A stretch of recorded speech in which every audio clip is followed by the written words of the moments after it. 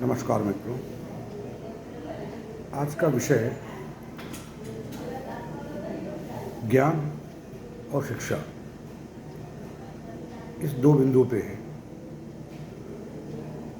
जैसा कि आप जानते हैं, हम भारतीय संस्कृति में, सभ्यताओं में, सनातन धर्म के हिसाब से शिक्षा और विद्या, ज्ञान दोनों विषय पे अपने आने वाली पीढ़ी को साक्षरता एवं ज्ञान देने का प्रयास करते हैं। पूर्ववत हमारे ऋषियों मुनि या हमारे पूर्वजों ने दोनों ही विषय पर अपने संतान, अपने शाखाओं को आगे बढ़ाने के लिए दोनों चीज़ दिखाई। प्रथम, शिक्षा। माता पिता अपने बच्चों को स्कूल में, विद्यालय में शिक्षित करते थे, और पूर्व में जो हमारे अध्यापक थे, गुरु थे, वे हमें किताबों, पुस्तकों की शिक्षा तो देते थे, साथ साथ जीवन में उस शिक्षा का अनुभव कहाँ करना है, उसका प्रयोग कहाँ करना है, किस तरह करना है, इसके भी ज्ञान हमें प्राप्त कराते थे, देते थे। जैसे पूर्व में हम जब स्कूल जाते थे, विद्यालय जाते थे, हमें हमारे अध्यापक कुछ पाठ्यक्रम लिख के देते थे, जिसे हम लोग आज की भाषा में होमवर्क कहते थे। और वो होमवर्क अगर हम नहीं करके लाते थे तो हमारे गुरु हमें डांटते थे, मारते थे। और उनका मारने का, डांटने का अभिप्राय ये नहीं है कि हमें वो क्रोध करते थे। उनका अभिप्राय ये था कि हमें सही राह दिखाना, क्योंकि उस समय हमारे घर के माता पिता जो थे, हमें जीवन सही या गलत, जीवन सही या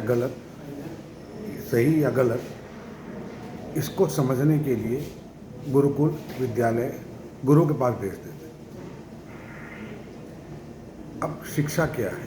शिक्षा हमें पढ़ना, लिखना, क्या सही है, क्या गलत है, ये नहीं, खाली पढ़ना, लिखना और हमें धन उपार्जन के लिए जो ज़रूरी है वो शिक्षा देती है।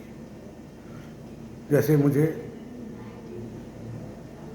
अकाउंटेंट बनना है, तो अकाउंटेंट बनने के लिए मुझे क्या आवश्यकता है, क्या पढ़ना है, तो वो शिक्षा मुझे स्कूल में, कॉलेज में मेरे गुरु हमें प्रदान करते हैं।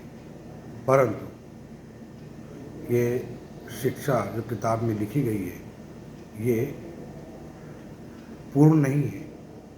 क्यों? क्योंकि इससे हम जीविकोपार्जन तो प्राप्त कर सकते हैं, परंतु क्या सही है, क्या गलत है, क्या करने से सही होगा, क्या करने से गलत होगा, क्या सही समाज के लिए है, क्या सही, क्या गलत समाज के लिए है, इसका ज्ञान हमें प्राप्त होता है गुरुकुल से। आज के अध्यापक केवल एक ही चीज़ हमें प्रदान करते हैं, वो है केवल किताबी शिक्षा। साइंटिस्ट बन गए।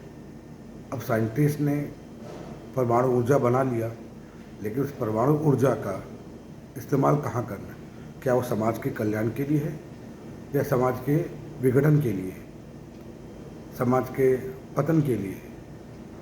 आज आप रोज़ सुनते होंगे, आप टेलीविज़न देखते हैं, अब देखते होंगे आज यहाँ पे युद्ध हो रहा है, वहाँ पे युद्ध हो रहा है, आज उसने परमाणु धमकी दी, आज उसने हथियार का इस्तेमाल किया। ये क्यों? क्योंकि आज के वैज्ञानिकों ने इस शास्त्र का, इस शिक्षा का उपयोग पतन के लिए किया, ना कि उन्नति के लिए, समाज के उन्नति के लिए। पहले हमारे गुरुकुल, हमारे ऋषि मुनि भी, वो भी आज से ज़्यादा वैज्ञानिक थे।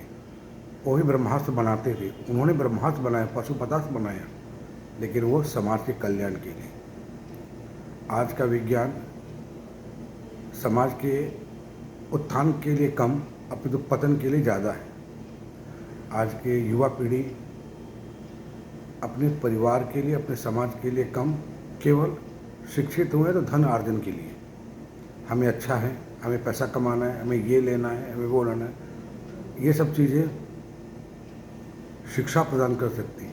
लेकिन ये चीज़ें क्या हमारे समाज के लिए अच्छा है, क्या हमारे समाज के लिए गलत है, ये चीज़ हमें ज्ञान देती है। और ये ज्ञान कहाँ से मिलता है? प्रथम ज्ञान हमें हमारे जन्म लेने के साथ हमारी माँ देती है, हमारे पिता देते हैं, क्योंकि हमें जीवन नहीं मालूम, जीवन कैसे चलना है, कौन सा सही चीज़ है, कौन सा गलत है, किसको छूने से अच्छा रहेगा, किसको छूने से गलत रहेगा, ये सारा ज्ञान हमें प्रथम अपने घर से मिलता है, मेरे माँ बाप से मिलता है, अपने पिता से मिलता है, अपनी माँ से मिलता है।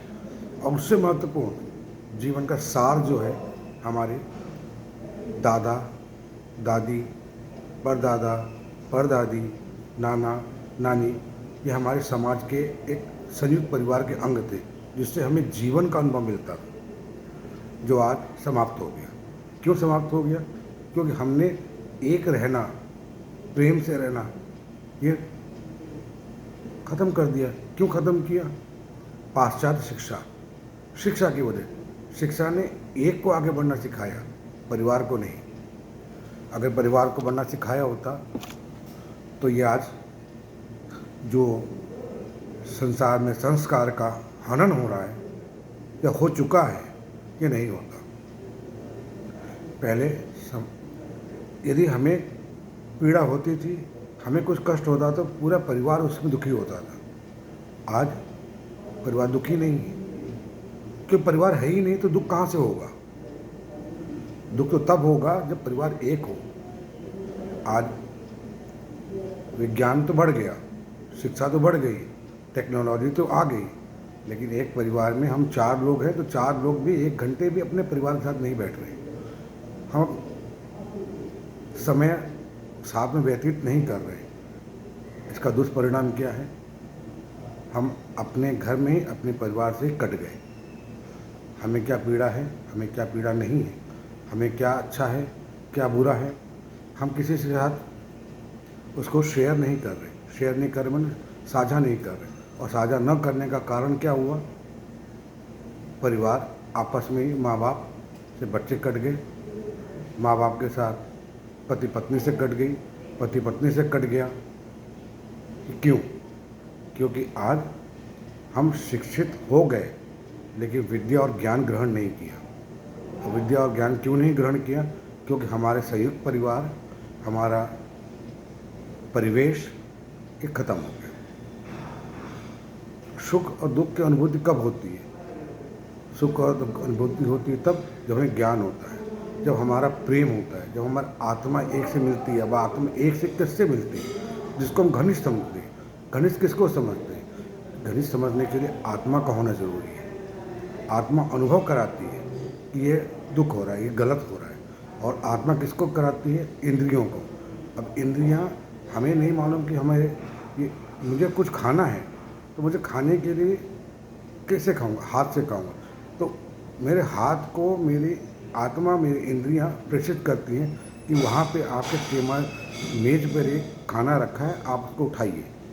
तो मेज से खाना हाथ उठाता है, फिर इंद्रियां बताती हैं कि इसको अपने मुख तक लेके जाइए, फिर उसे हम मुख तक लेके जाते हैं। तो ये सब कहाँ से मिलता है? आत्मा से।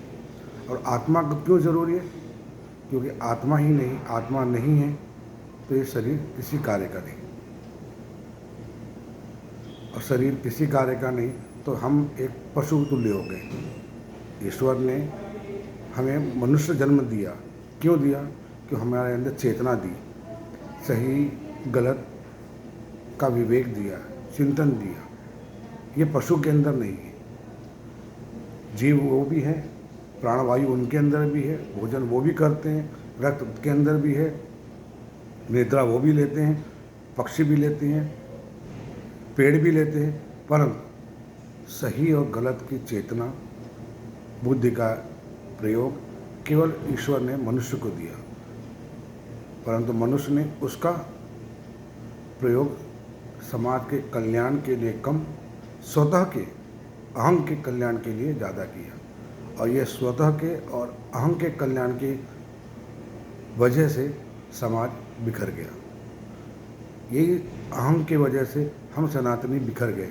आज हम घट रहे हैं। क्यों घट रहे हैं? क्योंकि इसका संस्कार हमारे घर से ख़त्म हुआ, हमारे माता पिता ख़त्म कर दिए। हम 1 घंटे बैठ के, 1 मिनट बैठ के अपने ईश्वर की आराधना नहीं करते। क्यों नहीं करते? क्योंकि हमारे माता पिता नहीं कर रहे। हमारे माता पिता को मोबाइल से समय नहीं है, हमारे माता पिता को पिक्चर देखने से समय नहीं है, हमारे माता पिता को घूमने से समय नहीं है। तो जब उन्होंने अपने बच्चों को ये दिखाया, सिखाया, तो बच्चे क्या करेंगे? बच्चे वही देखेंगे, वही करेंगे जो उनके माता पिता या उनके बड़े कर रहे हैं। और बाद में कुछ समय के बाद हम दोषी देते हैं, हमारे बच्चे बिगड़ गए। बच्चे बिगड़े नहीं, बच्चे जो थे वो वही हैं। उन्हें बिगाड़ा आपने उनको सही संस्कार पैदा नहीं किया, सही संस्कार दिया नहीं। आप रात को 2 बजे 3 बजे अगर आप निद्रा लेंगे और प्रातः आप उठेंगे 10 बजे 9 बजे, तो बच्चे क्या देखेंगे? आने वाली पीढ़ी क्या देखेगी? वो तो यही देखेगी ना कि अरे हमारे माता पिता तो रात्रि को सोते लेट हैं, तो हम भी वो अगर हम करें तो क्या गलत? आप आने वाली पीढ़ी को दोषी नहीं कह सकते। दोषी हम हैं, और हम दोषी हैं तो इसका उनका समाधान भी हमें ढूंढना है। हमें अपने चेतना को जगानी होगी, हमें अपने आत्म निरीक्षण करना पड़ेगा कि हम क्या कर रहे हैं, क्या ये सही है, क्या ये गलत है। यदि आप अपने बच्चों को सप्ताह में, नहीं मैं कहता हूँ 1 दिन 2 दिन, सप्ताह में 1 दिन उनको साथ लेके मंदिर जाइए, वहाँ बैठिए, ईश्वर की आराधना कराइए। 5 मिनट बैठिए, आज अगले रविवार 10 मिनट बैठिए, उसके बाद आधा घंटा बैठिए। उनके अंदर की प्रवृत्ति को आप जन्म दीजिए। यदि आप सिनेमा हॉल में बैठ के 3 घंटा व्यतीत करने की आपको क्षमता है, तो आप ईश्वर की आराधना करने के लिए आपके अंदर भी 3 घंटे की क्षमता है। अब प्रश्न है कि उसको जगाए कौन और कैसे? जगाने का और समझाने का एक ही रूप है, घर, माता पिता, उसके बाद संत। संत मतलब साधु नहीं, वे व्यक्ति जिनको ज्ञान है, जिनके साथ आप बैठ के कुछ समय सही चीज़, सही और गलत का निर्णय कर सकते हैं। सत्संग में जाइए। सत्संग जीवन का सत्संग मतलब सही का ज्ञान, उनके साथ रहना। मित्रों, इस विषय पे अगली चर्चा आपके साथ करूँगा। धन्यवाद, नमस्कार। हाँ।